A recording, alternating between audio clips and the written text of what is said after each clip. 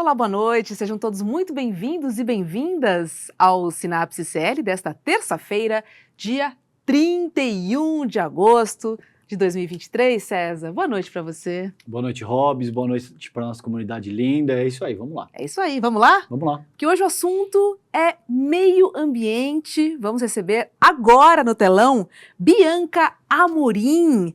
Ela é mestre em sistemas de gestão e sustentabilidade corporativa e também diretora de projetos educacionais e sustentabilidade do Instituto Ecológico Aqualung.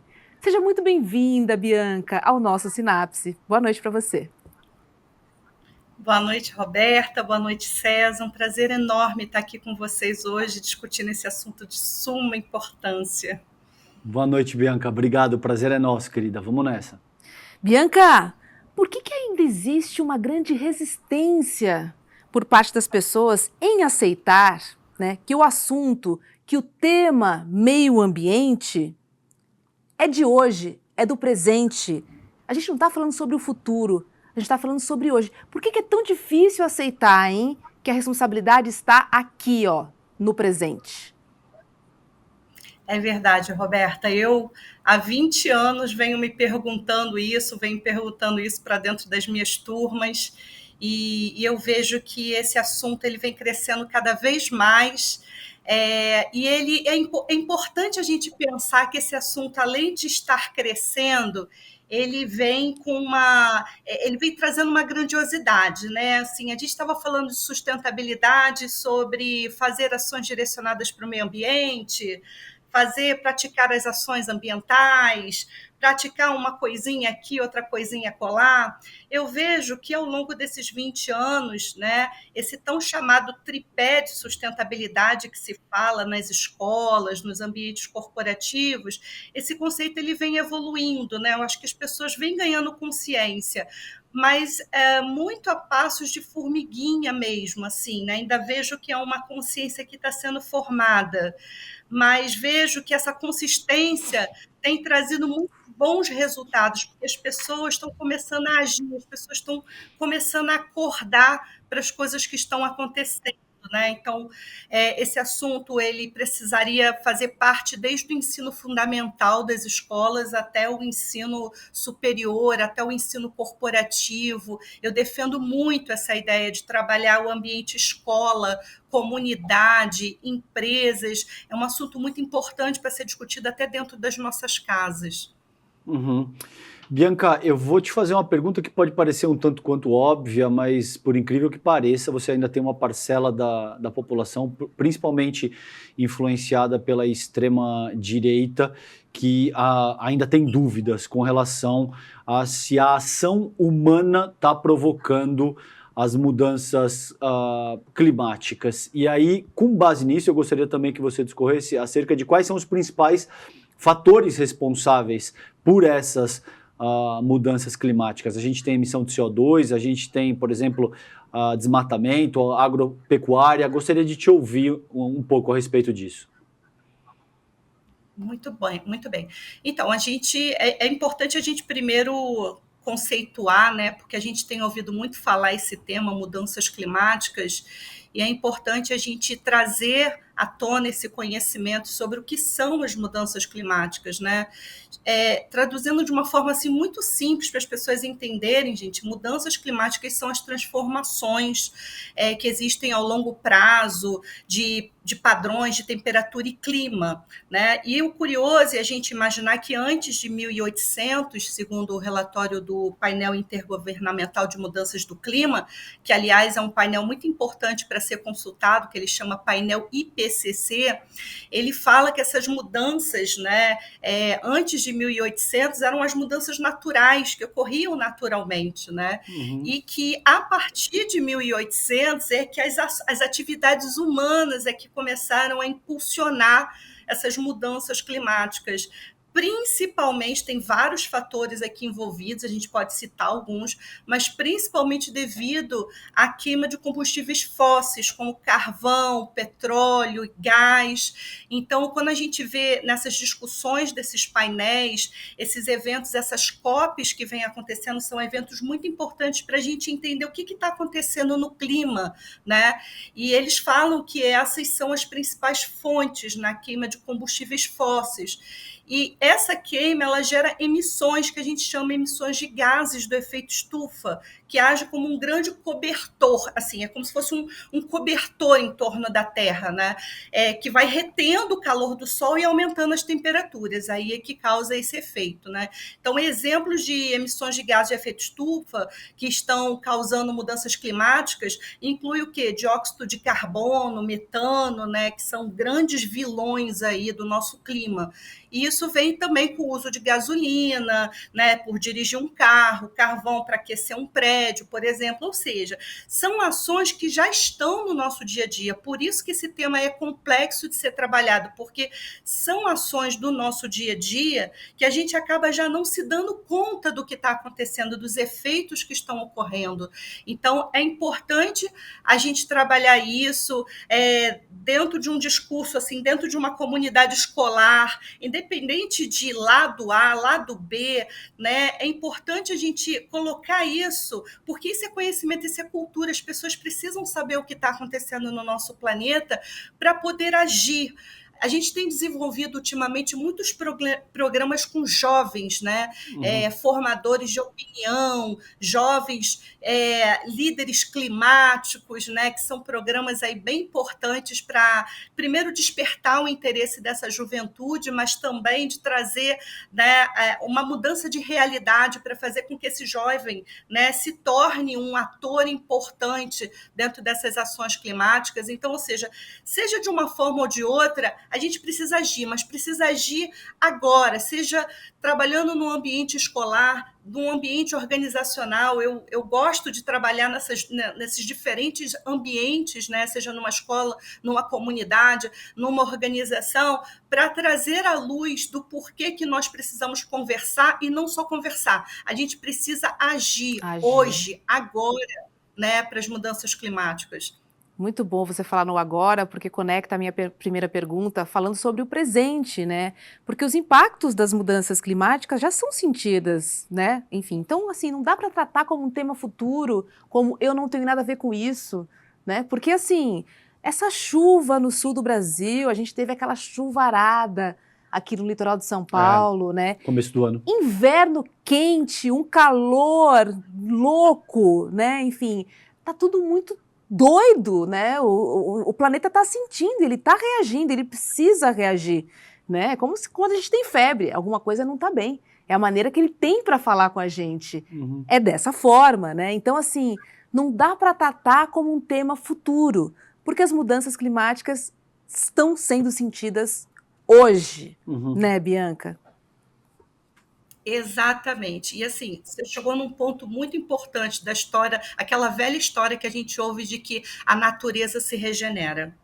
Quantas vezes a gente já ouviu isso num bate-papo do dia a dia? A natureza se regenera sozinha, ela dá conta de se regenerar sozinha. Nossa. Gente, a gente precisa parar com esse discurso, né? Assim, a gente já tem dados científicos, a gente tem inúmeras pesquisas científicas. Eu tenho muito orgulho de dizer que o Brasil tem muitos bons cientistas de mudanças climáticas, cientistas, professores, formadores de opinião. A gente vê pessoas participando de relatórios importantes como esse que eu citei com o IPCC. A gente tem professores da Universidade do Estado do Rio de Janeiro, a gente tem professores da USP, a gente tem profissionais também que atuam no mercado de trabalho, que são especialistas climáticos. O Brasil criou essa especialidade climática, né, líder climático, e eu acho isso muito importante, porque eu acho que qualquer movimento faz sentido para esse momento que a gente está vivendo agora. Qualquer movimento, qualquer coisa é importante para a gente dar um passo à frente para discutir. E assim, e quando a gente senta numa mesa para discutir sobre mudanças climáticas, a gente já passou de discursar sobre isso, já passou de falar sobre discurso, a gente tem que trabalhar ações. E isso é o que tem sido criticado nessas COPs da vida que a gente tem visto, né? Sim, vamos trazer mais algumas ponderações, vamos trazer mais algumas colocações. Não, gente, o relatório do PCC, que foi o último de 2022, ele já deixou isso muito claro. Se a gente começar a fazer algo agora, nesse momento, já existem alguns efeitos que são irreversíveis das mudanças climáticas. E esse discurso não é um discurso para alarmar a sociedade, para trazer medo, para trazer pânico, é para trazer mesmo a gota de sabedoria, a gota de consciência, assim, não, gente, a gente precisa transformar isso agora. Organizações precisam mudar a rota do seu planejamento estratégico, precisa trazer mais circularidade para o seu negócio, romper com um padrão linear, que é o padrão que acompanha desde o pós-revolução industrial, para trazer uma circularidade para o seu negócio. Isso precisa ser trabalhado na cadeia de valor, isso precisa ser trabalhado com as partes interessadas, e isso precisa ser trabalhado com os 3 setores da sociedade juntos, unidos. A gente precisa do Estado, a gente precisa das organizações e a gente precisa da sociedade civil, juntos trazendo soluções em prol, né, de se reverter essa situação de mudanças climáticas e trazer um pouco mais de sustentabilidade para o nosso planeta. Bianca, você citou na tua fala agora que algumas consequências já são irreversíveis. Eu gostaria que você nos contasse quais são essas consequências e, em seguida, eu gostaria que você refletisse acerca desse paradoxo que você salienta quando você diz que desde a primeira revolução industrial existe um certo modelo de sociabilidade, um certo modo de produção e que, me corrija se eu estiver errado, mas parece que já existem indícios sólidos para demonstrar que nos últimos 300 anos, com esse modo de produção e com esse modelo de sociabilidade, a questão da mudança climática se agudiza sobremaneira. Como enfrentar esse paradoxo? Porque de um lado a gente está muito preocupado com o meio ambiente, mas do outro a gente não quer deixar de consumir e de usufruir de todo um modelo que nos proporciona ter coisas que antes não existiam, né? Exatamente. Dentro da tua primeira pergunta, César, é importante a gente parar para pensar que alguns efeitos já são irreversíveis. Essas mudanças bruscas de temperatura é uma consequência que a gente vai viver de agora em diante, né? Dá para amenizar? Dá para amenizar, mas assim, muitas coisas são irreversíveis, né? Então o ser humano vai aprender a ter que conviver com essas mudanças bruscas de temperatura. Isso já é fato. Tá? Então, efetivamente, a gente sabe que o ser humano se adapta, mas a gente tem um padrão de adaptação, a gente tem um certo padrão de adaptação. Todo mundo sabe que o ser humano não consegue viver dentro de uma determinada temperatura, né? E isso talvez seja a maior preocupação de todas, né? A gente pensar em fazer algo agora para que a gente continue, né, pensando na possibilidade de vidas e mais vidas e mais vidas ao longo de muitos e muitos e muitos anos, porque senão a gente chega a um tempo que a gente não consegue mais sobreviver dentro das altas temperaturas. É claro que eu estou falando de efeitos ao longo de muitos anos aqui adiante, né? Efeitos esses que nós consigamos, nossos filhos vão conseguir, nossos netos vão conseguir, mas os nossos bisnetos e aí adiante, aí a gente já não sabe. Mas, assim, a outra pergunta também é muito interessante sobre o padrão, né, de governança e o padrão que tem tudo a ver com o padrão de consumo.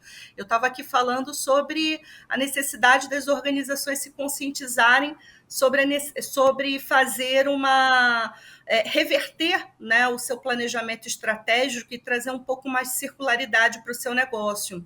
Só que, assim, dando um passo atrás de fazer com que as organizações se conscientizem, a gente precisa também ter o olhar do consumidor.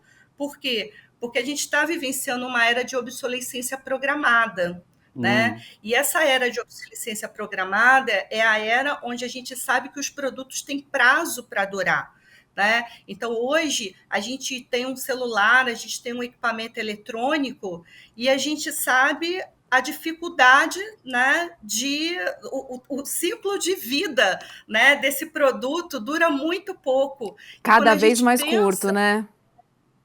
Exatamente, cada vez mais curto. Então, assim, antes a gente tinha um eletrodoméstico das nossas, eu fico brincando nas minhas turmas, das nossas tias, das nossas avós, que duravam 30 anos, duravam 25, 30 anos ou até mais do que isso, né? Então, de fato, a gente está vivenciando essa era de obsolescência programada, onde, para isso, a gente precisa também trabalhar o lado do consumidor, né? O consumo consciente é um assunto muito importante que precisa ser trabalhado desde as escolas, desde as criancinhas até os adultos, né? Para aí sim a gente trabalhar no ativismo de mudança de rota na trajetória de planejamento estratégico das organizações, fazer com que as organizações mudem aí o seu roteiro, rompa com a sua economia linear, que é comprar matéria-prima, produzir, entregar e descartar, né? E que traga um pouco mais de circularidade, pensar em como, por exemplo, você pode aproveitar melhor a matéria-prima, os insumos que são utilizados durante a produção, a utilização de tecnologias mais limpas. Hoje a gente tem aí a ciência que está a nosso favor, trazendo soluções baseadas na natureza, trazendo também tecnologias mais limpas para a gente mudar esse processo de produção. Mas, volto a dizer, né, eu acho que tem que ser um combinado entre a sociedade e as organizações. Especialmente, a gente está falando do ramo das organizações mais poluidoras, aquelas que são caracterizadas como mais poluidoras, né? Que é a indústria de óleo e gás, a indústria de petróleo, a indústria agro, né, a construção, dentre outros fatores aí. Aproveitar que você falou em agro, né? Porque agro definitivamente não é pop, né? Eu estava vendo uma pesquisa hoje da MAP Biomas. Ela diz que 95% das florestas naturais, né, foram utilizadas, né? Foram utilizadas para a agropecuária, ou seja, desmatadas para colocar boi, para colocar vaca, enfim. E aí eu te pergunto, Bianca, é possível um agro sustentável? Ou a mudança tem que acontecer em nós, consumidores? Olha, eu acho que é um pouquinho dos dois, tá? Eu não vou dizer que é um ou que é outro. Para mim, são os dois. Mas, assim, eu vou pautar aqui o meu discurso. Que, assim, gente, a busca pela sustentabilidade no agronegócio brasileiro é um desafio muito complexo, que envolve uma série de variáveis aí que impactam desde a produção até o consumidor final, tanto no mercado doméstico quanto no mercado internacional, digamos assim. Então, a sustentabilidade no agronegócio ele exige uma abordagem sistêmica que considere todos os aspectos da cadeia produtiva, que vai desde o campo até a mesa do consumidor. Então, a gente fala muito, quando a gente está desenvolvendo processos direcionados para a gestão ambiental das organizações, que as organizações precisam pensar na sua gestão dentro da sua cadeia de valor, considerando toda a perspectiva de ciclo de vida. Então, assim, dentro da indústria agro, a gente pensa desde a compra de matéria-prima e consumos, né, de recursos naturais, até parar na mesa do consumidor. E isso requer o quê? Um acesso contínuo de novos conhecimentos, de práticas gerados nos centros de pesquisas agropecuárias. Hoje a gente tem muitos centros de pesquisas aí que trabalham com tecnologias mais sustentáveis, tecnologias florestais, assim, que é distribuído no Brasil todo. Mas a gente também precisa pensar pelo lado do consumidor, né, que é aquela questão do consumo. Precisamos parar de consumir? Não, a gente precisa refletir sobre o que a gente consome. A gente precisa refletir sobre o prato que está disponível nas nossas casas. A gente precisa pensar na comida, no que a gente come, no que a gente está comendo, o que é necessário não é. Isso é uma questão, sobretudo, de saúde, né? Porque a gente está falando aqui de meio ambiente, mas a gente não pode deixar de citar, né, que muitos produtos que são, né, a gente sabe que são produzidos à base de agrotóxicos, eles Uhum. trazem problemas para a saúde das Sim. pessoas. Né? Ainda Então, acho mais que com a as gente últimas liberações de agrotóxico, né, Bianca? Que não foram poucas. Exato, exatamente. Então, assim, eu acho que a questão, por isso que eu defendo que isso precisa ser pensado, refletido por ambas as partes, tanto nas organizações que precisam romper com o seu modelo linear para trazer circularidade, quanto para o consumidor, né, pensar o que de fato é necessário, o que ele quer consumir, o que ele quer que esteja dentro da mesa dele ali, né? Então, acho que esses dois pontos precisam ser refletidos aí dentro dessa Uhum. perspectiva. Queria adicionar aqui um comentário, Uhum. César, muito em cima do que a Bianca falou, porque a gente tem uma oferta muito grande, né, uma variedade muito grande de produtos, né? Uhum. Então, assim, conscientemente, eu como carne, por exemplo, né? Uhum.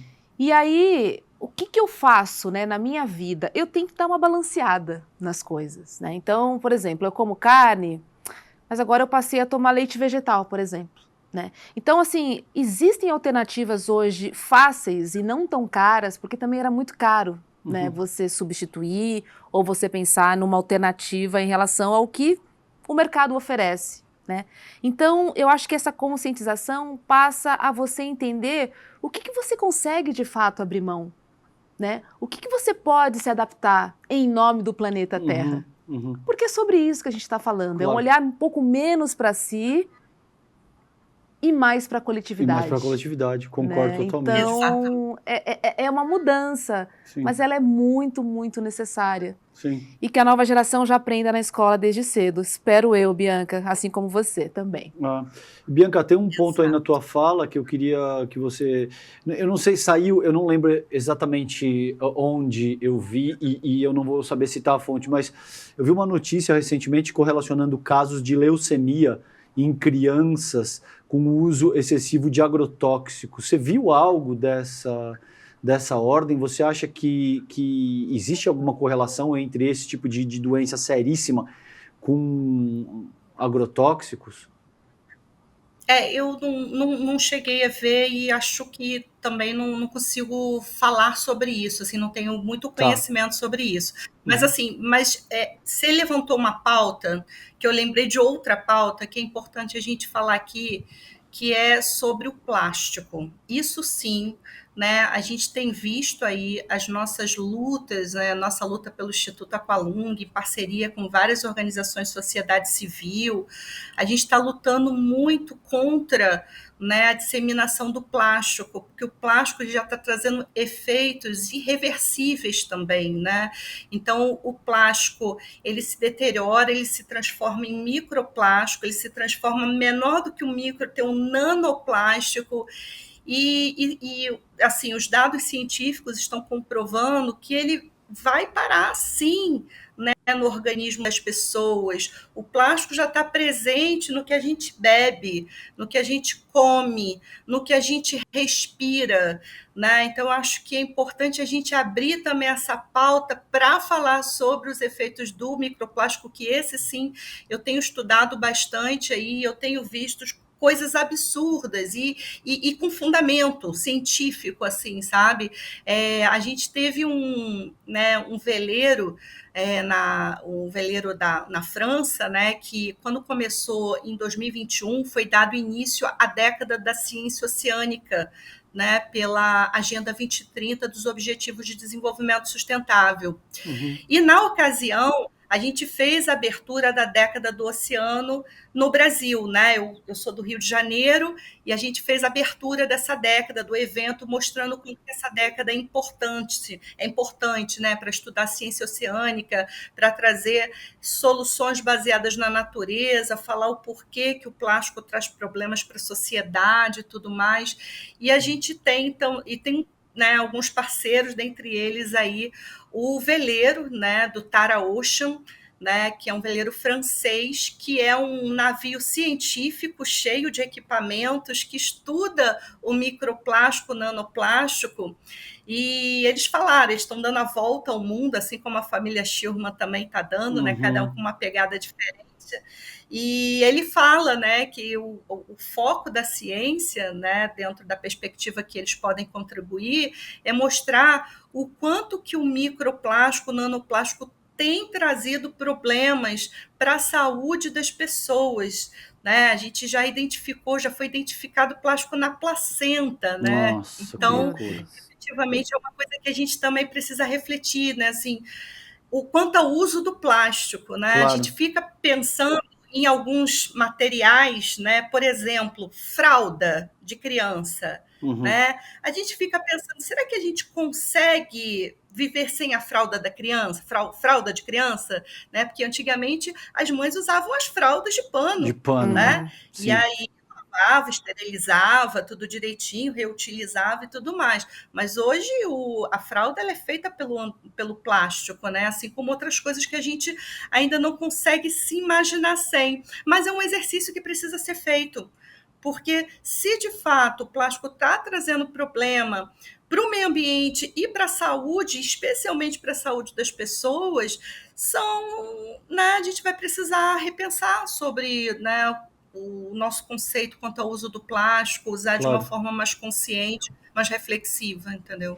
Olha só, deixa eu trazer isso para vocês, porque para vocês duas e para nossa audiência, porque é absolutamente estarrecedor, tá? Prestem atenção nisso. Aumento de morte é da agência pública, que é inclusive nosso parceiro aqui no ICL. Aumento de morte de crianças por leucemia é associada à expansão da soja no Brasil. Isso é uma matéria de ontem da Giovana Girardi.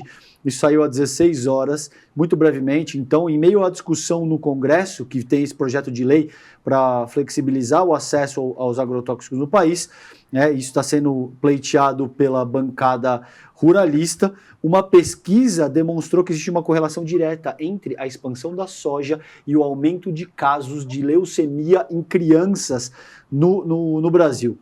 Encontraram pelo menos 123 mortes adicionais de crianças com menos de 10 anos entre 2008 e 2019, relacionadas indiretamente ao uso de pesticidas no cultivo de soja no Cerrado e na Amazônia. Então veja o tipo de coisa que a gente está falando aqui e o quanto isso é sério, vai ao encontro disso que você colocou, que não é algo para o futuro e que precisa ficar na seara, no âmbito da especulação, que um dia vai ser um problema. Isso já está matando as nossas crianças hoje. Já é um problema que está causando leucemia nas crianças. Não, e aí, enquanto isso, né, o ex-ministro do Meio Ambiente vai comprar em lojinha orgânica. Né? Ótimo, né? Ponto, Roberto. Sendo que foi um governo que mais liberou agrotóxicos na história. Quer dizer, é uma hipocrisia. É o senhor Ricardo Salles. Sem tamanho, né, Bianca? O que a gente está falando aqui é sobre vidas, né? A água que a gente toma, né? É o alface que a gente come. A gente não está falando de nada rebuscado, nada. A gente está falando de coisas básicas do dia a dia. Sim. Que a gente não consegue consumir já de uma maneira legal, né? Começa da água. Vamos falar um pouquinho, a gente estava discutindo, eu e a Hobbs, a gente estava discutindo quando a gente trabalhava aqui a preparação da entrevista, se ESG, o que é o acrônimo, gostaria de que você falasse um pouco para a gente o que é o ESG, se o nível de adesão das empresas brasileiras já é suficiente, e se isso equivale ao mercado de crédito de carbono, é a mesma coisa? Conta um pouquinho para a gente isso aí. Muito bom. Vou começar contando uma historinha, né? Eu estava trabalhando logo depois da pandemia, né? A gente tentando retomar a nossa vida normal e tal, 2021. E aí eu comecei a perceber que meu telefone não parava de tocar. Bianca, o que é esse tal de ESG? Bianca, você já ouviu falar? O que é? Como é que funciona e tudo mais? E aí eu comecei a perceber um movimento muito grande em prol desse tal do ESG. Eu falei assim, gente, eu preciso, né? Vamos esclarecer os fatos, né? Então, assim, o ESG, esse acrônimo que hoje está sendo muito utilizado, especialmente no mercado financeiro, a gente vai explicar até o porquê disso, né? Ele começou a ser movimentado logo depois da pandemia, porque a gente teve um movimento no mercado financeiro muito forte em cima disso. né? A gente tem, conhecimento que existe um investidor muito famoso, que é o Larry Fink, né, que é o diretor da BlackRock, uma das maiores empresas de ativos no mundo, né, que tem lá na casa de 7 trilhões de dinheiro que a gente não sabe nem contar, mas ele fez um movimento muito interessante, coisa que o mercado financeiro nunca tinha feito antes, né? Ele fez uma carta aberta no site dele, dizendo, né, que os empresários, os grandes investidores precisavam repensar o conceito de investir no mercado financeiro e que, sobretudo, ele ia iniciar um movimento junto com o seu grupo de empresários, que ele tem um grupo de empresários parceiros envolvidos, dizendo que a partir daquele momento ele já não investiria mais $1 numa empresa que não apresentasse uma trajetória direcionada para o ESG. Aí pronto, né? Aí ele abriu essa discussão para o mercado financeiro. E aí muitos ficaram com aquela sensação de que o ESG nasceu em 2021, porque foi um boom, a televisão falando, todo mundo falando e tal. E eu já esclareço, gente, o ESG, né? O ESG, ASG em português, ele não nasceu em 2021. Ele nasceu no relatório do Pacto Global em 2005. Já se falava sobre ESG, né, sobre a necessidade. Por que falar sobre ESG? O ESG ele veio como num impulso de dar continuidade ao tripé de sustentabilidade, o famoso triple bottom line que se fala nas organizações, de você equilibrar o desenvolvimento econômico, financeiro, com o social e o ambiental. Só que aí eles perceberam que existia um gap, porque se você está trabalhando no desenvolvimento econômico e financeiro, você ativamente precisa acionar a governança, a alta direção, o conselho de uma organização, né? Buscar a alta direção, quem toma decisões para ativa. Tá?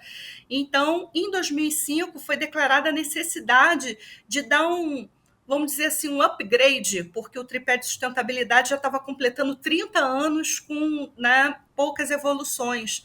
E dar um upgrade aí para trazer aí a responsabilidade para o lado da governança, além do desenvolvimento socioambiental. Tá?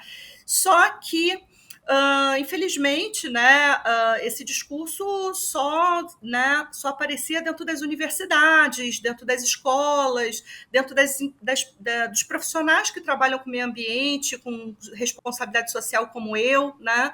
E aí, de repente, ele começou a virar um boom no mercado financeiro. Né? É como quem diz assim, é como se fosse uma brincadeira que eu gosto de fazer.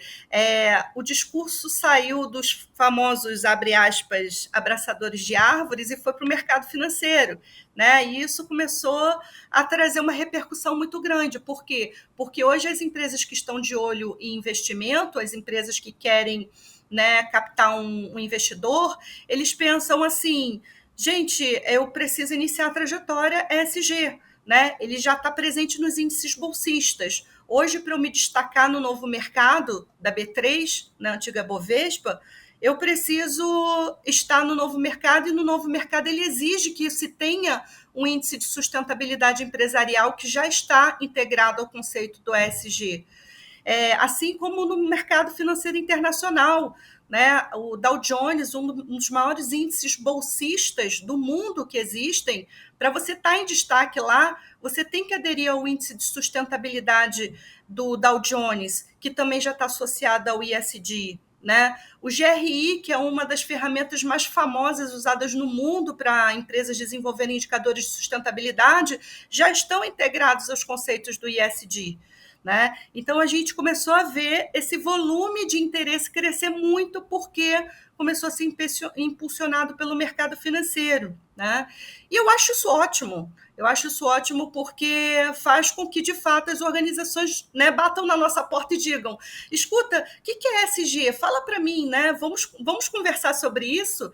Né? E a gente até desenvolveu aí um programa de avaliação de maturidade baseado nessas ferramentas nacionais e internacionais para avaliar a maturidade ESG nas organizações, para saber e também dar uma luz de como iniciar uma trajetória de sustentabilidade. Então, é uma trajetória que traga, dentro do seu alicerce do planejamento estratégico, a proposta de equilibrar, né, o ambiente, o meio ambiente, o social. O social a gente divide social humano, que é o público interno de uma organização, e o capital social, que é o público externo, que é a relação com as comunidades, com outras partes interessadas, e também a governança corporativa, por meio de programas que se baseiem na mentalidade de riscos, que se traga mais uma gestão de compliance, que se trabalhe a governança corporativa a fundo, em equilíbrio com a sustentabilidade.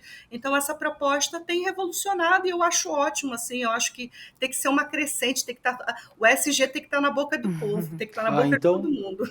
o acrônimo, só para efeito de síntese, as 3 letras, o E é de environment, certo? Exatamente. O S é de social e o G é de governance, certo? Exatamente. Tá. E aí é um selinho, Bianca, que as empresas recebem?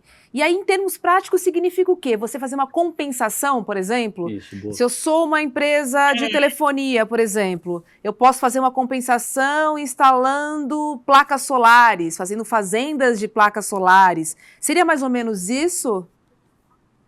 Isso, mas é importante dizer que, por exemplo, os movimentos de mudanças climáticas, fazer o inventário de gases de efeito estufa, fazer uma compensação de carbono, ele está dentro só do Ezinho, Tá. né? Ele está Ainda dentro do falta o S ambiental. e falta o Então, isso G. é muito importante. Exatamente. Perfeito. É muito importante porque as empresas estão achando que só fazer inventário de carbono já está praticando ESG.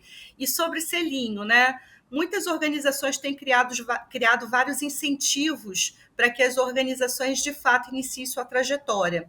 E hoje, né, não existe uma norma nacional ou internacional que seja certificável, como, por exemplo, eu vou falar da segunda norma mais famosa do mundo, que é a norma ISO 14001, que é uma norma de gestão de meio ambiente.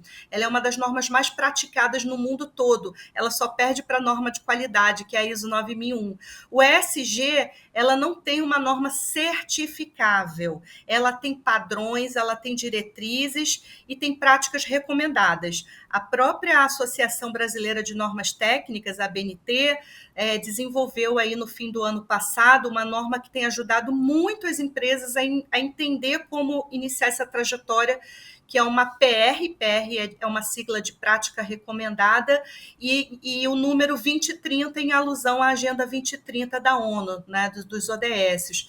E essa prática ela tem ajudado as organizações a ter uma luz sobre como começar uma trajetória, que vai começar com um diagnóstico. Você vai fazer um diagnóstico, vai entender quais são suas dores em ambiental, suas dores no social, suas dores na governança, e daí você vai traçando parâmetros para dar sequência à tua jornada de sustentabilidade ESG. Né? A gente gosta muito de usar essa palavra de jornada de sustentabilidade e não uma certificação, né? Porque, como eu falei, não é uma norma certificável, é uma diretriz, é um conceito, são práticas que as organizações desenvolvem aí para estar nesse lugar. E aí muitas organizações acabam criando esse incentivo do selinho, né? O selo verde, o selo ESG, o selo de sustentabilidade e tudo mais. Boa. Posso só emendar? Porque eu entendi que está muito ligado a empresas que estão na Bolsa, né, de valores, enfim, em valorização no mercado financeiro. Agora, existe algum tipo de incentivo do governo em relação ao ESG, em relação à sustentabilidade? A gente tem várias frentes trabalhando em prol do ESG? Essa é a minha pergunta. Essa talvez seja a notícia ruim, né? O primeiro governo, talvez, dos 3 setores da sociedade, é o que está um pouquinho mais atrasado nessa trajetória. E é uma pena, porque a gente vê hoje o movimento de alguns países que são classificados altamente como poluidores, como, por exemplo, a China. A China é um dos países mais poluidores do mundo, que, num curto espaço de tempo, já conseguiu reverter muito a sua situação em virtude dos planos governamentais. Então, hoje a China tem programas de desenvolvimento de carbono, de descarbonização, tem programas de incentivo para economia circular, né, para iniciar uma trajetória de circularidade no seu negócio. Então, a gente vê aí alguns governos, especialmente associados a países classificados como poluidores, já um pouco mais à frente do que o Brasil, né? A gente não tem visto muitas iniciativas, porém, eu acho importante também ressaltar que essa situação está mudando, né? E eu vejo isso como, né, uma situação muito positiva. Isso está mudando para melhor, eu vejo que está mudando para melhor. Hoje a gente tem, né, um governo ligado ao clima, coisa que não tinha antes, né? Então a gente tem um governo que está totalmente ligado, que está se estruturando para trabalhar com mudanças climáticas e iniciativas voltadas para a sustentabilidade. Mas eu acho que precisa correr um pouquinho. Eu acho que precisa correr um pouquinho, precisa dar uma agilizada, porque realmente sem os incentivos governamentais, a gente anda a passos de formiguinha, a gente precisa andar um pouquinho mais rápido por causa dos efeitos das mudanças climáticas, que foi o início da nossa conversa. A gente está precisando correr um pouquinho com isso, né? Então, eu tenho muita esperança de efetivamente ver essa trajetória evoluindo aí, né? E os programas governamentais crescerem dentro do nosso país. Uhum. E aproveitando o teu ensejo, a gente tem então o Acordo de Paris, né? 195 países assinaram. A gente viu o Trump, durante a gestão dele, retirou os Estados Unidos do acordo. Bolsonaro ameaçou fazer o mesmo. Como é que está o Acordo de Paris hoje? E eu queria te ouvir também, considerando as outras potências hegemônicas do mundo. Você falou da China, então, me parece que na tua avaliação, com base no que você acabou de dizer, me parece que a China está fazendo um bom trabalho nesse sentido, de descarbonizar, de adotar medidas que sejam de fato eficazes para endereçar o problema gigantesco que a gente tem no mundo hoje. Como é que estão as potências da Europa Ocidental, Estados Unidos, Japão? Faz um apanhado, por favor, Bianca, correlacionando isso com o Acordo de Paris, por favor. Tá, eu vejo que o Brasil está dando uma retomada no seu ativismo no Acordo de Paris, né? É uma retomada, a gente estava muito parado, a gente não estava, né, não estava tendo participação ativa do nosso governo anterior, e eu acho que essa retomada está acontecendo. A gente tem bons governantes que são especialistas em ambiente, em clima, né?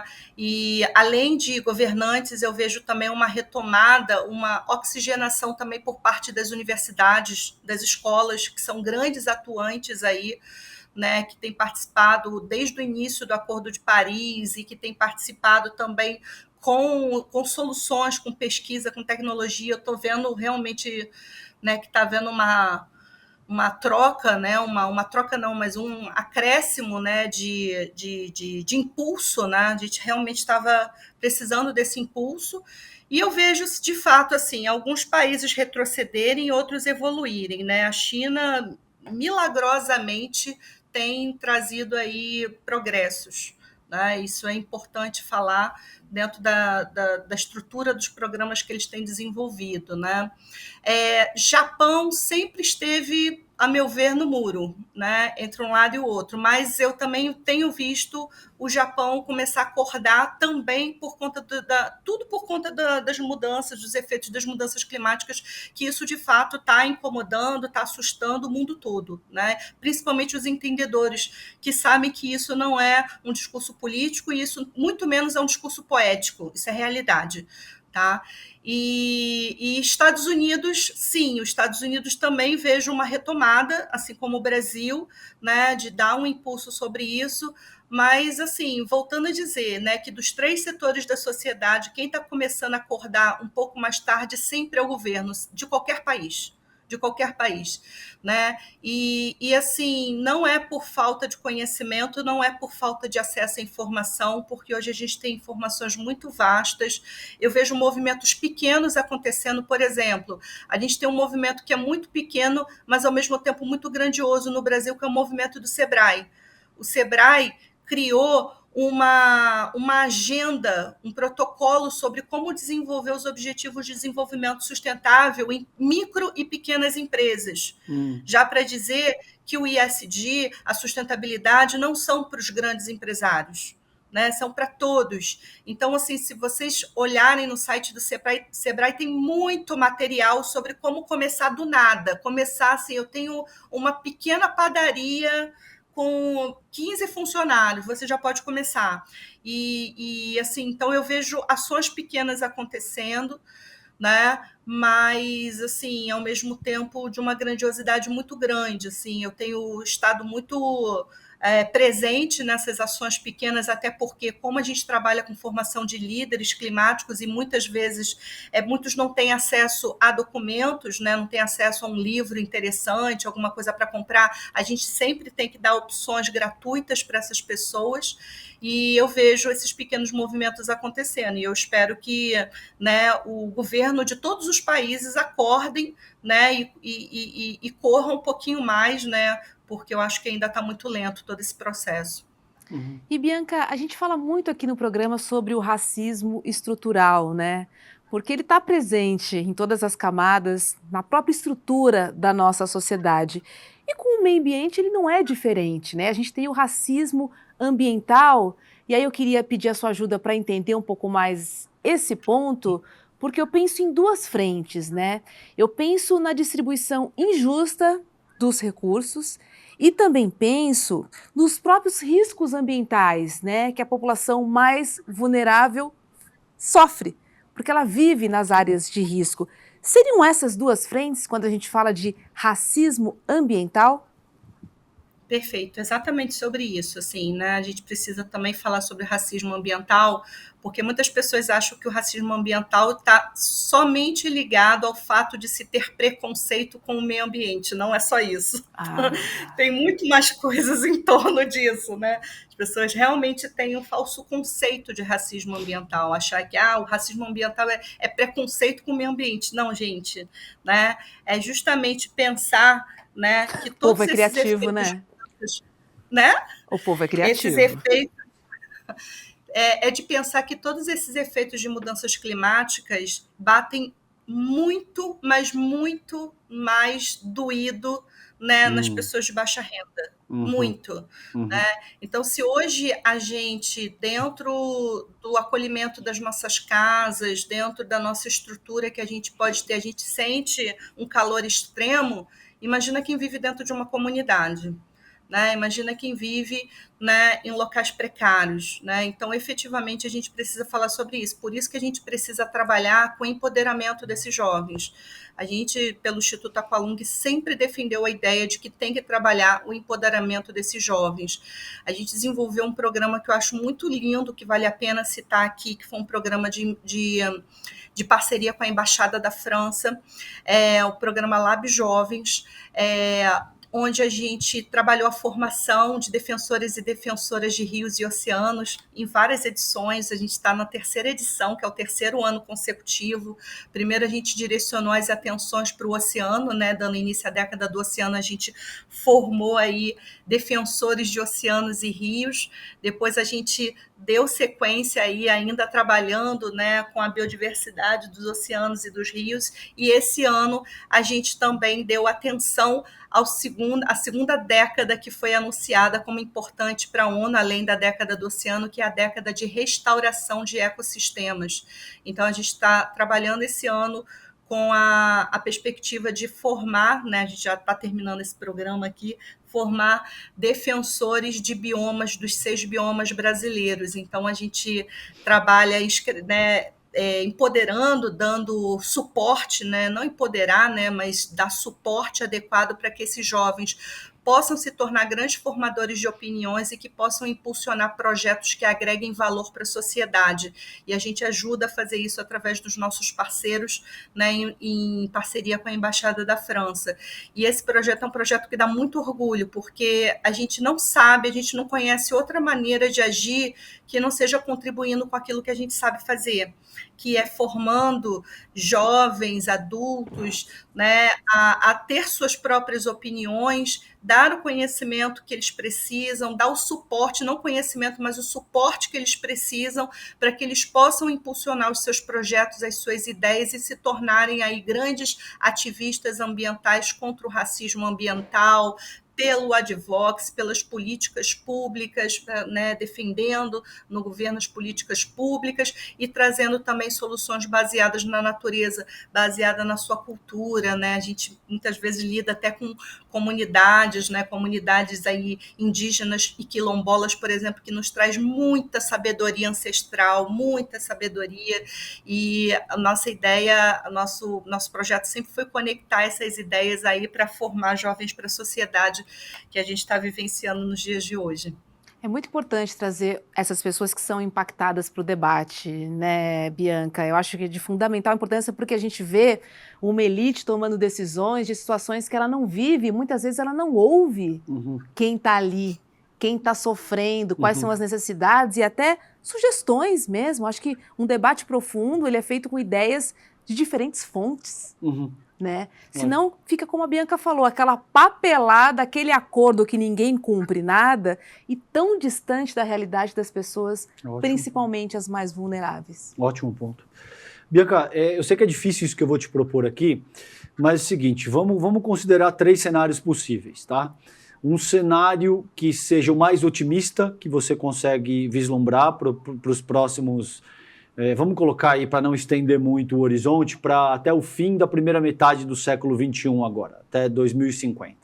Então, o cenário mais otimista que você consegue vislumbrar, um cenário do meio e o cenário mais pessimista que você consegue vislumbrar e quais seriam as suas respectivas consequências. Eu sei que existe aí uma certa dimensão em termos de temperatura, né? Que se o planeta aquece acima de 1,5 grau, se ele acima disso, até acho que 3 graus, seria algo trágico, né? Faz essa reflexão para a gente um pouquinho, por favor.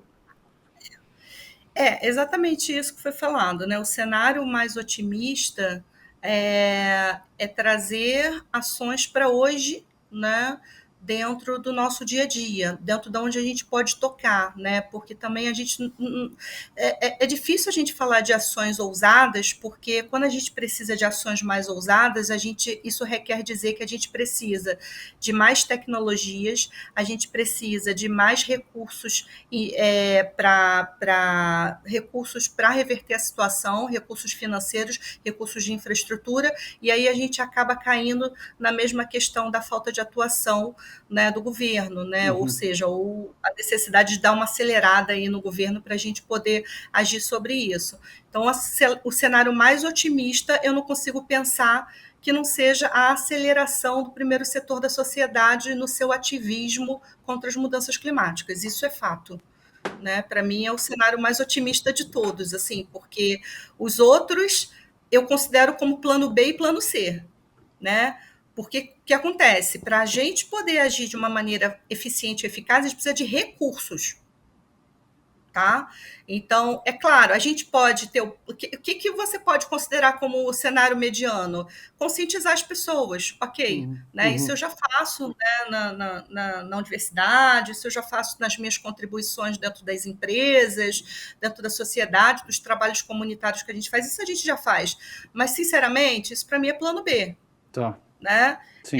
Ou talvez até um plano complementar, digamos assim, né? Mas é complementar mesmo, porque o plano A, tá, é ter um ativismo maior do primeiro setor da sociedade para que, de fato, as coisas andem. A gente precisa de recursos, a gente precisa de verba, a gente precisa de incentivo para desenvolver novas tecnologias, para trazer aí o maior número de partes interessadas envolvidas em ações efetivas em prol do meio ambiente, né?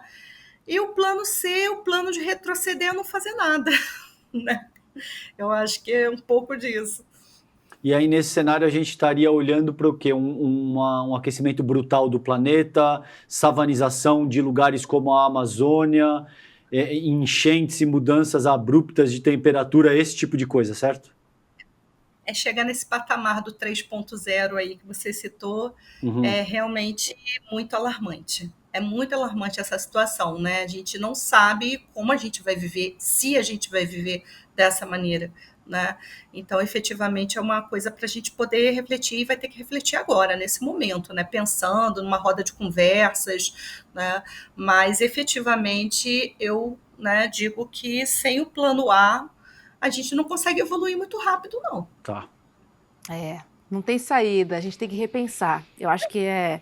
E assim, da atitude simples, que é jogar um papelzinho na rua, né? Acho que é isso, é sobre isso que a gente está falando aqui.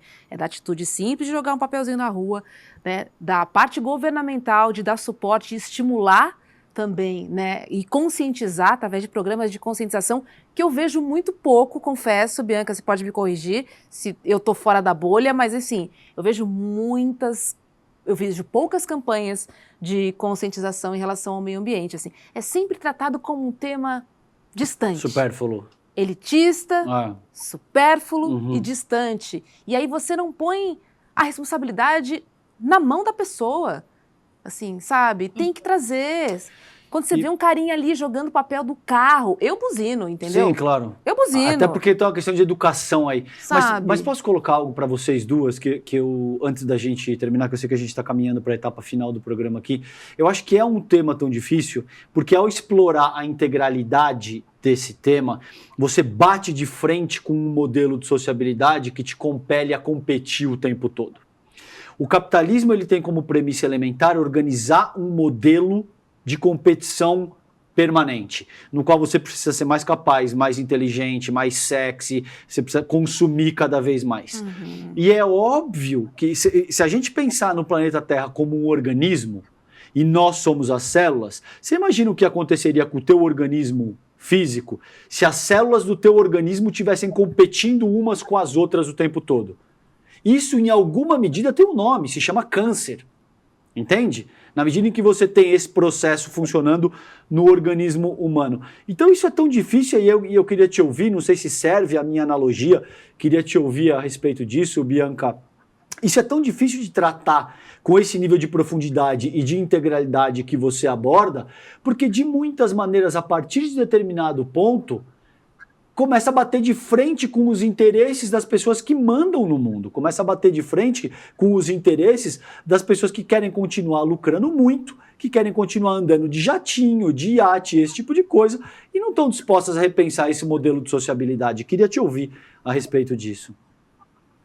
Eu senti muito isso na pele, César, quando eu estava acompanhando aí o trâmite no Senado da PL 2524, que acho que vale super a pena vocês olharem, que é um projeto de lei, né, que propõe aí a circularidade do plástico, a economia circular do plástico, para que efetivamente a gente trabalhe medidas para reduzir cada vez mais o uso de plástico na nossa sociedade, sabe? Uhum. O projeto de lei é muito bem consistente, ele tem a participação de vários profissionais, professores, cientistas, né, várias partes interessadas se uniram para a construção desse projeto de lei. E o que me impressionou muito foi a forma como foi tratado no Senado, né? A gente viu pessoas debochando, né? Das pessoas que estão a favor da economia do plástico, de acabar com o plástico dentro da nossa sociedade, ou trazer outras soluções, não acabar, mas reduzir e trazer soluções e tudo mais. Eu fiquei muito triste de ver a maior parte do público que estava dentro daquele cenário debochando dos defensores do projeto de lei. Senadores, né? As pessoas Bianca. não... Senadores... Uhum. Senadores discutindo a respeito e debochando, sabe? E assim, é muito triste, porque é um assunto muito sério. E a gente sabe, assim, que muitos dos senadores que estavam lá, eles estavam acompanhados dos grandes empresários de plástico, né? Que tem um discurso também totalmente inflamado a favor do plástico. Você senta com ele, ele quer te provar por A vezes B que as pessoas, o ser humano não vive mais sem plástico de jeito nenhum e que a solução não está, o caminho não está por aí. O caminho... Aí o que acontece? O que eu fico mais perplexa é ver que eles direcionam a culpa, né, na falta de conscientização das pessoas, da pessoa que joga o papelzinho na rua, né? Então esse discurso assim, é enojador, gente. Assim, eu não sei qual é a palavra que a gente usa, porque dentro dessa perspectiva, nos tempos de hoje, a gente discutir e falar que o problema do plástico é o ser humano, único e exclusivamente, né? É muito triste ouvir isso, né? Então, isso me deixou muito triste, assim, né? Perceber que a gente está progredindo, mas ainda tem muito retrocesso, né? Assim, eu sinto que tem muito retrocesso ainda e assim, se a gente não chega numa conclusão, se a gente não chega no equilíbrio de uma informação, a gente vai ter mais uma COP em Belém, Pará, que está se aproximando, que vai ter o mesmo discurso de, né, não vai dar para fazer nada. E aí, assim, o tempo está passando, né, e as pessoas estão vivendo isso. Eu acho que é muito triste, né? Enfim. Sim. Não, e o que incomoda, Bianca, é que essas pessoas estão ingerindo plástico. Elas têm esse discurso, mas elas estão comendo plástico. Assim, é elas tão também são afetadas pelo... Claro! Exato. Elas não estão alheias ao discurso. É um absurdo isso. É um verdadeiro absurdo mesmo, assim. É entristecedor, de verdade. Querida, seguimos... É uma questão de... Despertar. De entrar e despertar o estado de consciência mesmo, né? Refletir sobre. De verdade, de verdade. Obrigada, Bianca Amorim. Foi um prazer conversar com você sobre esse tema tão importante. Volte mais aqui para o Sinapse, viu? Com certeza. Muito obrigada pela acolhida de vocês. Queria agradecer imensamente vocês darem um espaço, né, nesse programa de grande audiência para a gente falar de um assunto muito importante. Eu tenho muitos assuntos, se vocês quiserem me convidar para falar sobre meio ambiente, sustentabilidade, eu posso ter outros temas para falar aqui. Mas queria agradecer muito a acolhida de vocês e, assim, espero que a gente possa ter um discurso daqui a 1, 2, 3 anos diferente, né? Um discurso muito mais positivo, do tipo, olha, estamos melhorando, tudo está acontecendo. Muito obrigada. Tomara, obrigado. A gente que te agradece, aprendemos demais hoje contigo aqui. Bianca, tenho certeza que eu, Robes e a nossa audiência também. Obrigado pela tua inteligência e por tudo que você trouxe hoje para a mesa, viu? Obrigada. Tchau, tchau. Tchau, tchau. E é isso, né, César? Meio ambiente é um assunto que atravessa toda a sociedade, né? E a gente entende que em cada camada de maneira diferente, mas não tem como ser espectador, né? Porque você é um agente ativo. Exato. Cada um pode fazer a sua parte, cada um pode fazer a sua mudança e não ficar esperando, né? Uma atitude de alguém, do governo, das empresas, do mercado, um selinho, enfim.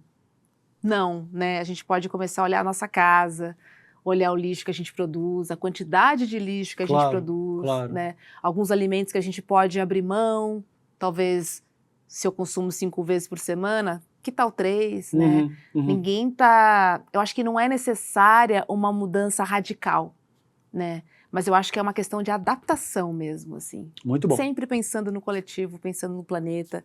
Por que adianta você ter dinheiro se você não vai poder viajar?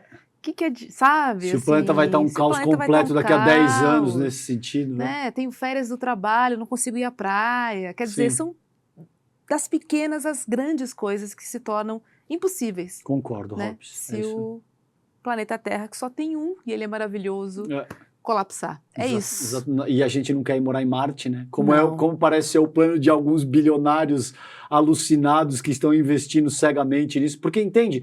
Isso era o que eu estava dizendo na minha fala. É a lógica de funcionamento.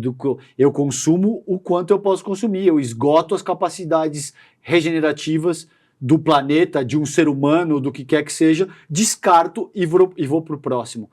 Ao que tudo indica, a gente não tem essa. Pode até ser que a gente consiga colonizar Marte, mas me parece pouco provável que a gente seja capaz de viver ali de uma forma minimamente satisfatória. É a mesma lógica da exploração dos bens naturais, né, isso, dos recursos naturais. Exatamente sobre isso.